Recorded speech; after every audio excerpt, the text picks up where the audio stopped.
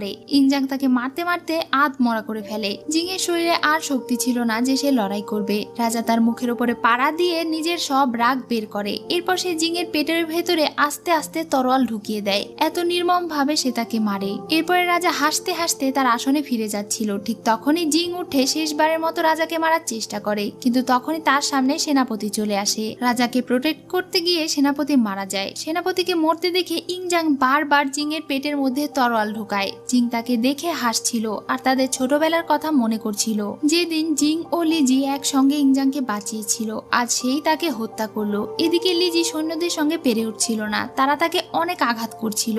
অন্যদিকে জিং মারা যাচ্ছিল। লিজি আবারও উঠে লড়াই শুরু করে আর রাজসভায় পৌঁছে যায়। সে রাজার সামনে জিং এর ক্ষতবিক্ষত দেহ পড়ে থাকতে দেখে। এরপর জিং এর দেহ সৈন্যরা কাঁধে করে বাহিরে নিয়ে যাচ্ছিল, তবে জিং এখনো বেঁচে ছিল। সে লিজিকে ঝাপসা ঝাপসা দেখতে থাকে আর তাদের